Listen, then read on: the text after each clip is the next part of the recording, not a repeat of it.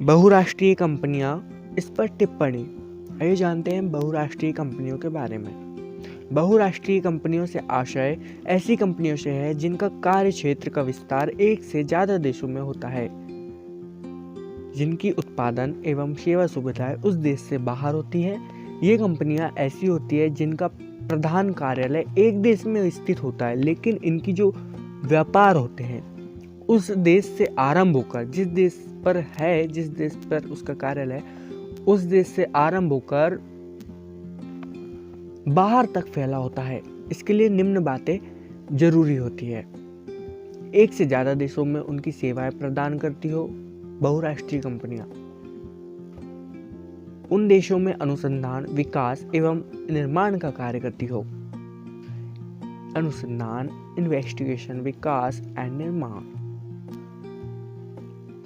जिसका बहुराष्ट्रीय प्रबंध हो, यानी कि एक राष्ट्र। बहुराष्ट्र का सीधे अर्थ हम यहाँ कह सकते हैं कि बहुत सारे राष्ट्रों में कंपनियां हो। एक राष्ट्र का बात नहीं हो रही, यहाँ पर एक राष्ट्र की बात नहीं हो रही, बहुराष्ट्र की बात हो रही, यानी कि एक से ज्यादा, दो से ज्यादा। द्विराष्ट्र यानी दो राष्ट्र, अब बहुराष्ट्र यानी कि दो से ज्यादा राष्ट्रों की बात हो रही है। ऐसी कंपनियों को अंतर्राष्ट्रीय कंपनियां या राष्ट्रीय कंपनियां कहा जाता है। संयुक्त राष्ट्र संघ 2004 की रिपोर्ट के अनुसार 2004 में पूरे विश्व में 39,000 लगभग बहुराष्ट्रीय कंपनियां कार्यरत थी। ये कंपनियां विश्व की कुल पूंजी की 1/3 भाग की स्वामी थी। अब इन कंपनियों का कार्य क्षेत्र बाहर विकसित और विकासशील देशों दोनों में फैल चुका है। यहाँ तक कि सोवियत रूस जैसा समाजवादी देश भी इनसे जुड़ा हुआ है। और बहुराष्ट्रीय कंपनियों का अस्तित्व अब अल्प विकसित देशों में भी देखा जा सकता है, अर्थात इसने अपना विकास क्षेत्र बढ़ाया है। भारत में इस प्रकार की अनेक कंपनियां हैं, जैसे पांड्स, वारंटी, Ciba, Colgate, Palmolive, Hindustan Lever Limited, Glaxo, Nerolac paints, Pepsi, Cola इत्यादि, जो औषधि उद्योग, विद्युत, मशीनरी, रसायन, एल्यूमिनियम, धातु और उत्पाद इंजीनियरिंग, खाद्य पदार्थ या सामग्री, इन सभी पर काम करती है। आइए जानते हैं बहुराष्ट्रीय कंपनियों की विशेषताओं के बारे में। Features of multinational companies. बहुराष्ट्रीय कंपनियों के कार्य को देखें। बहुराष्ट्रीय कंपनियां की पहली विशेषता यह है कि इनकी क्रियाएं किसी एक राष्ट्र में सीमित नहीं होती, अनेक राष्ट्रों तक शामिल होती है। इसमें जो भी साधन होते हैं, दूसरा साधनों का हस्तांतरण, जिसमें ये अपने साधनों को सहायक कंपनी यानी कि जो कॉर्पोरेट कंपनीज होती है या शाखाएं होती है, उनकी ब्रांचेस होती है, उनके साथ हस्तांतरित कर देते हैं। ये अपनी टेक्नोलॉजी यानी तकनीक को, प्रबंधकीय कार्य यानी कि प्रबंधन को, कच्चा एवं पक्का माल तैयार को शेयर करते हैं या दे देते हैं। इनका बड़ा आकार होता है। तीसरा, इनका बड़ा आकार होता है कंपनियों। इन कंपनियों की तीसरी विशेषता यह है कि बहुत बड़े आकार की होती है। पूंजी तथा बिक्री अरबों में होती है इनकी। बहुराष्ट्रीय कंपनी का प्रबंध बहुराष्ट्रीय होता है, मतलब बहुत से राष्ट्रों में होते हैं। इसमें कई व्यक्ति, कई राष्ट्र शामिल होते हैं, विशेषज्ञ होते हैं। विपणन रचनाएं यानी मार्केटिंग। विपणन का मतलब होता है मार्केटिंग, बाजारीकरण। इन निगमों की विपणन रचनाएं बहुत प्रभावी होती है। वस्तु को बेचने से पहले बाजार सर्वेक्षण करती है। आइए देखते हैं बहुराष्ट्रीय कंपनियों के गुणों के बारे में। बहुराष्ट्रीय कंपनियां ऐसे उद्देश्यों की स्थापना की जिनमें भारी मात्रा में पूंजी व आधुनिक तकनीक की आवश्यकता थी, जैसे पेट्रोलियम, रसायन, खनिज। बहुराष्ट्रीय कंपनियों के द्वारा विकासशील देशों में औद्योगिकरण में सहायता पहुंचाई गई, मतलब औद्योगिकरण किया गया, इंडस्ट्रियलाइजेशन। जहाँ विकासशील देश पूंजी व तकनीक देने में असमर्थ थे, वहाँ इन बहुराष्ट्रीय कंपनियों ने भारी मात्रा में पूंजी ही नहीं लगाई, बल्कि तकनीक भी प्रदान की। मतलब पूंजी लगाने के साथ साथ इन्होंने टेक्नोलॉजी भी शेयर की उस समय, मतलब करती है ये। टेक्नोलॉजी भी शेयर करती है और पूंजी भी लगाती है कई देशों में, विकासशील, विकसित, अल्प विकसित सभी देशों में ये जो कंपनियां होती है। इनके द्वारा रोजगार के, एम्प्लॉयमेंट के अवसर, अपॉर्चुनिटी उपलब्ध करवाए जाते हैं, जिससे देश में रोजगार की सुविधाएं बढ़ती हैं।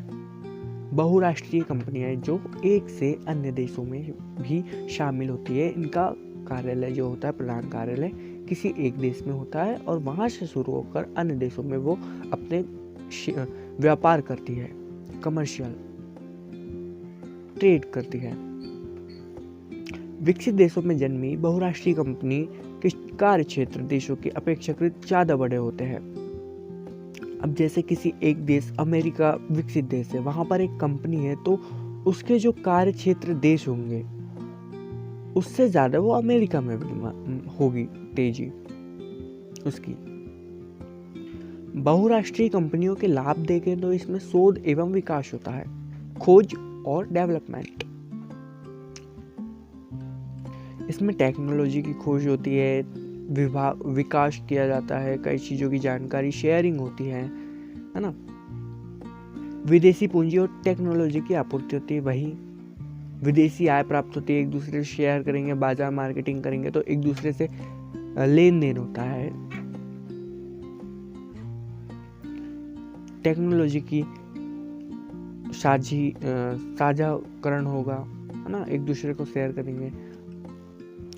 औद्योगिक उत्पादन का व्यापक आधार भी होती है। औद्योगिक विकास उत्पादन का व्यापक आधार यानी बड़े स्तर पर ये बेस होती है, आधार होती है, उद्योगों का विकास करती है बहुराष्ट्रीय कंपनियां। राष्ट्रीय कंपनी मतलब राष्ट्र की होगी, लेकिन बहुराष्ट्रीय मतलब किसी एक देश से होकर विदेशों में भी वो स्थापित होती है। इसलिए कई देश अपनी कंपनी दूसरे देश में लगाते हैं। विपणन संबंधी सुविधा मतलब मार्केटिंग संबंधी, लोगों तक शोध पहुंचाना, विभिन्न देशों तक अपनी शोध पहुंचाना कि उन्होंने क्या खोज की है, विज्ञापन पहुंचाना, मार्केटिंग सूचना देना, अपनी जानकारी देना, ये सब बहुराष्ट्रीय कंपनियां करती है काम। सेवा क्षेत्र में भी इनकी उपलब्धियां हो चुकी है। सेवा क्षेत्र बोले तो सर्विस सेक्टर तीसरा सेक्टर होता है हमारे यहाँ। पहला सेक्टर होता है कृषि, दूसरा होता है उद्योग, तीसरा होता है सेवा यानी सर्विस। तो तीसरे सेक्टर में भी बहुराष्ट्रीय कंपनियों का बहुत महत्वपूर्ण योगदान है, जैसे बैंक, बीमा, शिक्षा, पर्यटन, संचार, स्वास्थ्य, यातायात, टेलीकम्युनिकेशन, इंजीनियरिंग, जहाजरानी, वायु सेवा, परामर्श, विज्ञापन, मीडिया इत्यादि। इन सभी के विकास में भी और इन सभी के खोज में भी बहुराष्ट्रीय कंपनियां भागीदारी देती है। मैत्रीपूर्ण संबंध भी स्थापित करती है। कोई भी विभिन्न देश अंतर्राष्ट्रीय स्तर पर अपने आपसी टेक्नोलॉजी को साझा करता है, वैज्ञानिकीकरण करता है, मुद्रा की आदान प्रदान करता है, व्यापार करता है, तो ये कंपनियां उसमें सहयोग करती है, मैत्रीपूर्ण मित्रता बढ़ाती है, रोजगार देती है। ये कंपनियां आर्थिक रूप से बहुत शक्तिशाली होती है। क्यों? क्योंकि ये दूसरों को सहयोग देती है और इनका भी प्रॉफिट होता है। इनके पास व्यापार का अनुभव होता है, एक्सपीरियंस होता है। व्यापार का अनुभव नहीं होगा तो व्यापार कैसे करेगी? बहुराष्ट्रीय कंपनियों के दोष देखते हैं, यानी कि इसमें क्या कमी है। बहुराष्ट्रीय कंपनियां अपने सभी कर्मचारियों को वेतन के रूप में अच्छी राशि प्रदान करती है, जिससे समाज में न केवल असमानता व्याप्त होती है बल्कि असंतोष भी फैलता है। क्योंकि ये अपने कर्मचारी, स्पेशल कर्मचारी रखते हैं तो समाज में असमानता आती है कि इनकी कंपनियों को अच्छा मिल रहा है लेकिन बाकी लोगों को अच्छे वेतन नहीं मिल रहा है। इस तरीके से बहुराष्ट्रीय कंपनियां अपनी कंपनियां बड़े बड़े शहरों में स्थापित करती है।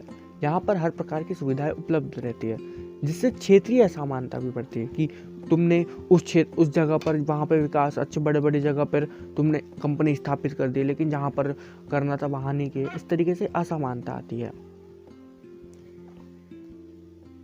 भारत जैसे देश में 60 से दशक में बहुराष्ट्रीय कंपनियां 25 से 40% भागीदार बन सकती थी।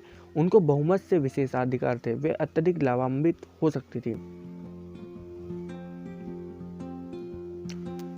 तो ये थी बहुराष्ट्रीय कंपनियां, जो किसी एक देश में तो होती है, एक देश में इनका कार्यालय होता है, लेकिन बहु देशों में प्रधान कार्यालय होता है। बहु देशों में ये अपनी कंपनियां स्थापित करती है, सहयोग करती है, टेक्नोलॉजी साझा करती है, विकास के क्षेत्र में काम करती है। तो ये है हमारी बहुराष्ट्रीय कंपनियां, मल्टीनेशनल कंपनीज। Thank you. जय हिंद।